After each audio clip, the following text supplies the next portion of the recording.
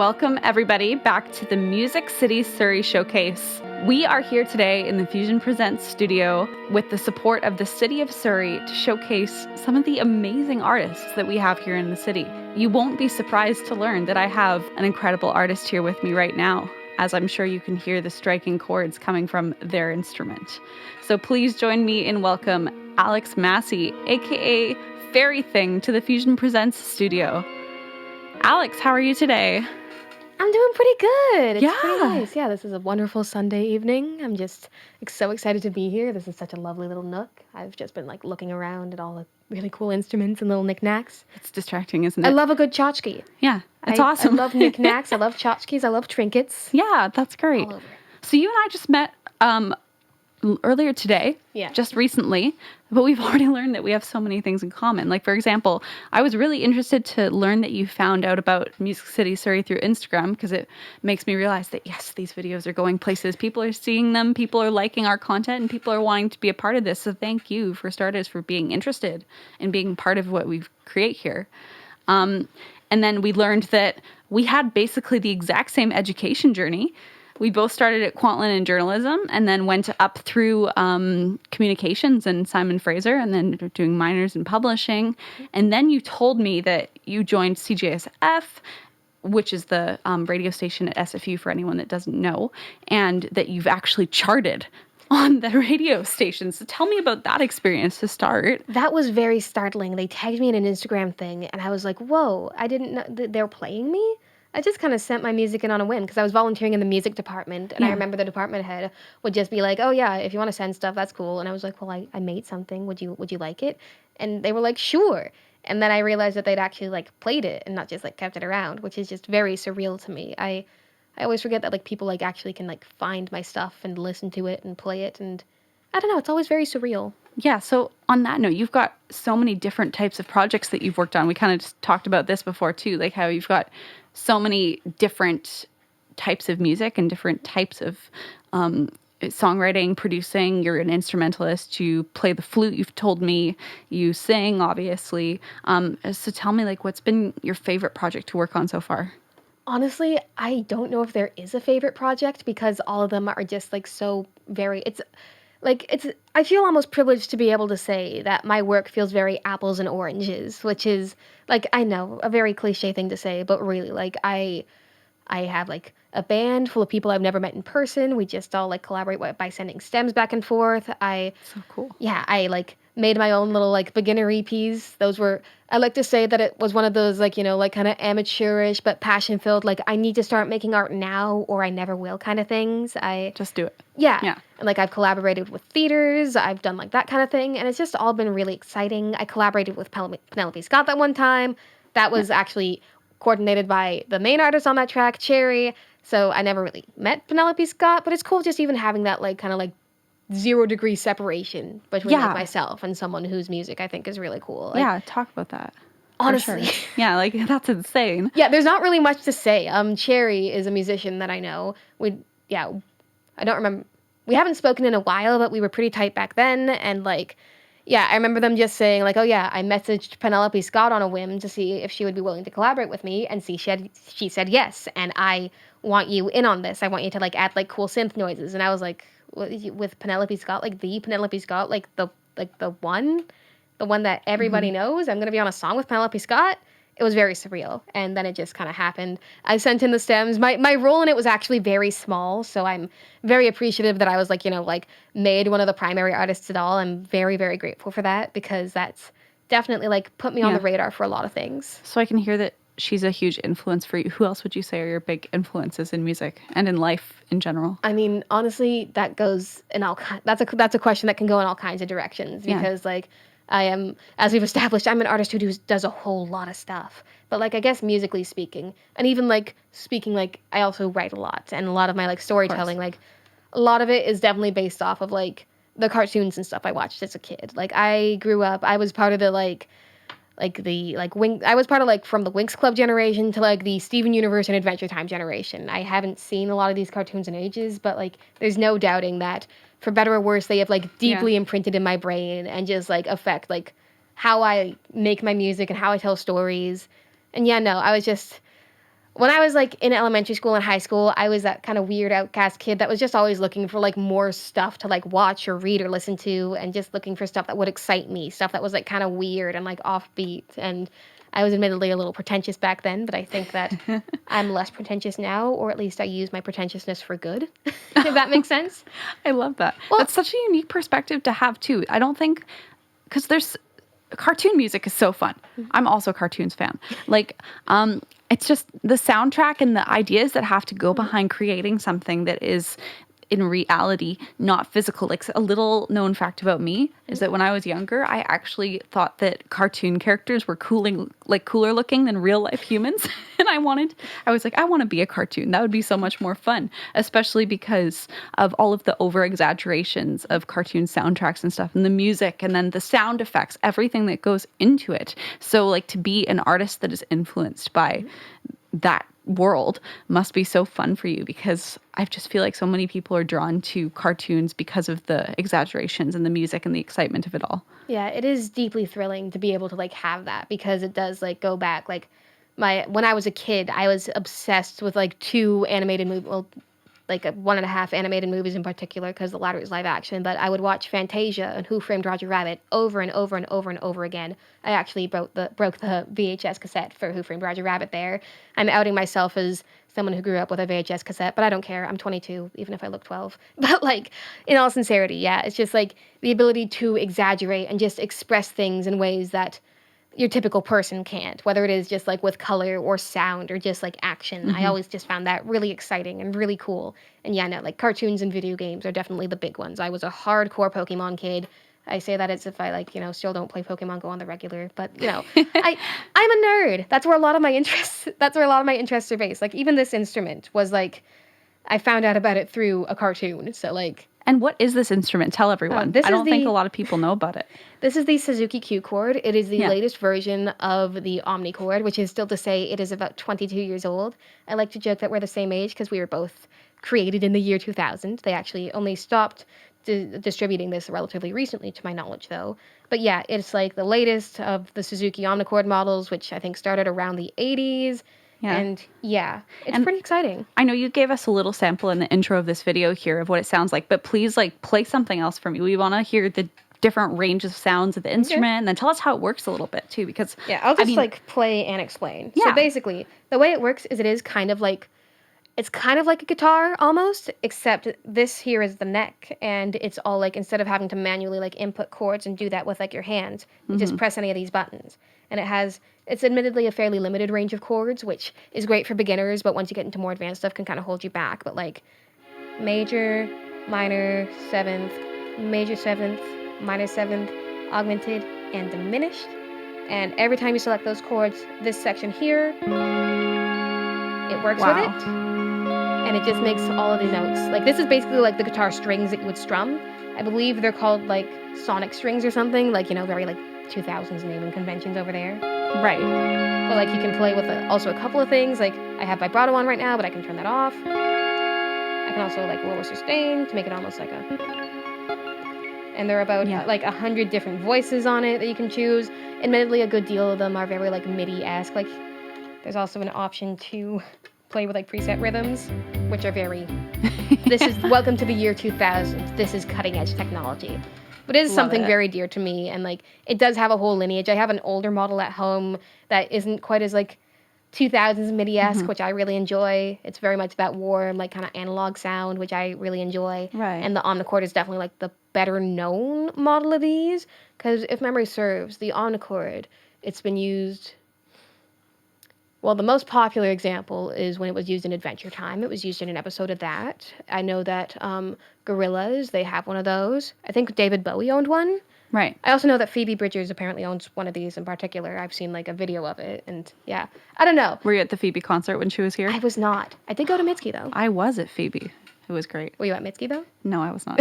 Yeah, it evens out. Yeah. So I'm guessing that this instrument is huge in like your producing. Mm-hmm. So how, like, I know that you've got the Q chord, of course, but you were also telling me you play flute. Do you ever play flute in your original music? Not very often because, full disclosure, when I call myself a bedroom pop musician, that is extraordinarily literal. My studio consists of my 4-year-old laptop that has just been ravaged by the pandemic. I actually looked into it. Apparently it has 10% of the battery that it should, so I should probably replace that or replace the whole thing, one of the two. But, like, my supplies are my laptop, which has FL on it, my $70 USB microphone, and yeah, my instruments and whatever, like, virtual stuff I have, whether that's plugins or whatever. But the fact that you've been able to send stems back and forth and create whole tracks and produce your own music with that limited setup shows people that gear isn't everything too, right? Yeah. Which but is so cool. It does have, like, a flute isn't going to pick up as great on a snowball mic. Oh, for sure. Yeah. Especially because I play... Oh, I almost should have brought the flute because actually, no, I might have blown out this mic. But, like, I was in concert band, like, throughout high school. Yeah. So I got very good at projecting and, like, playing almost, like, kind of aggressively. Well, you have to play over those tenor saxists and then the trombonists and then the trumpet players. Oh, actually, you'd be surprised. Sometimes in my band, they were so quiet. My poor band director would always have to be like, pyramid of sound. Bottom end has to be loud. Top end be a little bit more quiet. It was fun, but... I do have a lot of fond memories of concert band, even if I don't get to use my flute as often. But it set you up for, like, I guess, your success in music, because you obviously continued to go on and work on music in your own time after that experience. Yeah, this is kind of embarrassing, but yeah, flute really brought my interest in, like, music composition, because the way that I learned flute wasn't just by, like, doing, like, the homework and stuff. I found that incredibly boring. What I would do is I would look up, like, songs that I knew. And it did start with the Pokemon soundtrack and, like, I don't even know, the openings of various anime that I was watching. I was a very nerdy kid. I did not have many friends. Hey, it's not embarrassing if it works. It did work because... If it's, like, the way that you get into it, what's the problem with that? I taught myself flute, and I taught myself how to read piano sheet music because much of it was made for piano. Yeah. I never learned piano. My hands are too small for that, but... Try the club. Like, I literally have, like, my hands are the same size as my 9-year-old cousin. It is terrible. It is tragic. Right. But, like... like, that made me really curious about, like, what goes into music composition and what goes into, like, putting a song together. Because a lot of, like, my concert band sheets would only have, like, the flute part on them, obviously. Yeah. But, like, between that and just, like, being able to, like, pick apart, like, the melodies to songs I loved and stuff, I just got really curious about making music. So I started with some freeware, and in 2020, I bought FL Studio. And since then, I've just been kind of doing that. Cool. Yeah. So tell me about your most recent release, then. Oh, my most recent release. I believe that would be Out of the Woods then. That's like, it's technically an album, but I don't like calling it an album because most of the tracks aren't even, like, new releases by me. But basically, it's a combination of re-releases, collaborative tracks, and also some new tracks from me. Yeah. Basically, over a good chunk of the pandemic, I worked with this theater group called Averno that went down in 2021, and with it went all the music that I made for them. So I just decided to re-release my music and also release some songs about, like, how it felt having that rug pulled out from under me and just, like, my general experiences at that theater place, because it definitely wasn't, like, perfect or anything. And I also had some other former coworkers of mine come in and do their own songs and stuff, or, like, oh, that's so cool. Yeah, and to, like, keep the collaborative spirit alive, even if the experience wasn't all that you'd hoped it would be, I guess.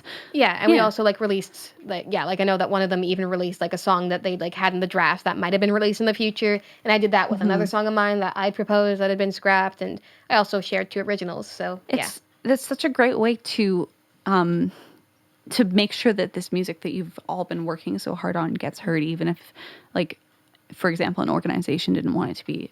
What comes to mind is I was having this conversation with another artist earlier, is we were talking about labels and the restrictions of being under a label, but sometimes what music you choose to release can be vetoed by the people that may be the power, right? So I guess that's the power of being an indie musician, is that if you love something, you can put it out. And it doesn't necessarily have to be perfect, because who cares about perfection in this day and age anyway? Yeah. If you love something, if something makes you passionate about your craft, then why not just put it out there anyway? Yeah, I'm still, like, totally finding my voice. And honestly, I like being able to experiment and, like, put out imperfect things. Like, sometimes I will go back to, like, even, like, the stuff I released last month and be like, oh, why did I do that? But, like, I also know that, like, it's stuff that, like, means a lot to me, and it's stuff that, like, I'm still pretty proud of and that other people really enjoy. And also, like, one thing that I'm really interested in is the concept of, like, lost media and, like, the ability for, like, that kind of stuff to, like, vanish forever. Like, for the period between, like, my re-releases last month and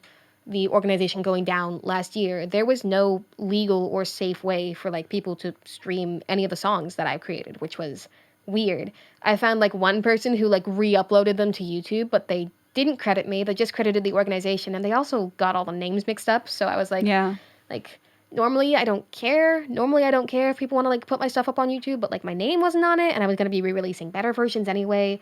I don't know. Like, yeah, there definitely is like a lot of executive meddling, like not just in music, but like in media in general. Like, I know there's that whole thing with HBO Max and some cartoons being taken down. This is about music, but like, no, I just, being an independent musician, at least in the early stages, because I am still very, very new to all of this. I've only, my first EP came out in 2020. Which, congrats on that, though, at least. Thank you. I feel like so many people saw the pandemic as an opportunity to put everything that they wanted to put out.